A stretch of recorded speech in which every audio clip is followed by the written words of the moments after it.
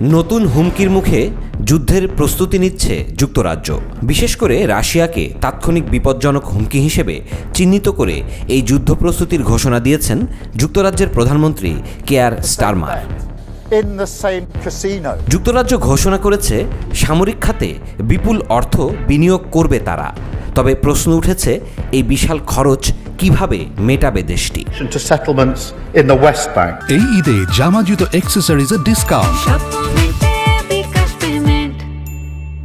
যুক্তরাজ্য তাদের নতুন স্ট্র্যাটেজিক ডিফেন্স রিভিউ বা কৌশলগত প্রতিরক্ষা পর্যালোচনার মাধ্যমে জানিয়েছে, বিশ্বে এখনকার হুমকি ঠেকাতে তাদের প্রস্তুত থাকতে হবে যুদ্ধে অংশ নেওয়ার মতো। প্রধানমন্ত্রী কিয়ার স্টারমার বলেন, শীতল যুদ্ধের পর এই প্রথম এত বড় ও অপ্রত্যাশিত হুমকির মুখে পড়েছে যুক্তরাজ্য।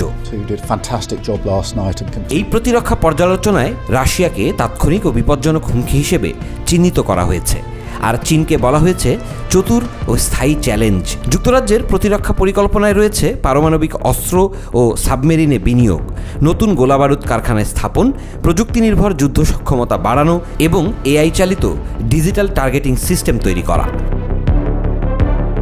এই পরিকল্পনার জন্য খরচ হবে প্রায় ৬৭.৬ বিলিয়ন পাউন্ড, যা বাংলাদেশি টাকায় দাঁড়ায় আনুমানিক ৯৪০,০০০ কোটি টাকা। ১৫ বিলিয়ন পাউন্ড ব্যয়ে পারমাণবিক ওয়ারহেড, ১২টি আক্রমণাত্মক সাবমেরিন তৈরি, ৬টি নতুন গোলাবারুদ ও শক্তিশালী বিস্ফোরক তৈরির কারখানা এবং ৭,০০০টি দূরপাল্লার অস্ত্র উৎপাদনের পরিকল্পনা করেছে যুক্তরাজ্য। যুক্তরাজ্যের নতুন যুদ্ধ প্রস্তুতিতে সেনাবাহিনীর সংখ্যা খুব একটা বাড়বে না, বরং প্রযুক্তি, ড্রোন এবং সফটওয়্যারের মাধ্যমে যুদ্ধ সক্ষমতা বাড়ানো হবে ১০ গুণ। নতুন F-35 ফাইটার জেট এবং ষষ্ঠ প্রজন্মের কমব্যাট এয়ারক্রাফট কেনার পরিকল্পনাও রয়েছে। তবে প্রশ্ন উঠেছে, এই খরচ কিভাবে চালাবে যুক্তরাজ্য? সরকার বলছে জিডিপির ২.৫% প্রতিরক্ষা খাতে ব্যয় করবে ২০২৭ সালের মধ্যে, কিন্তু বিশেষজ্ঞদের মতে আসল ব্যয় ৩% বা তার বেশি হতে পারে।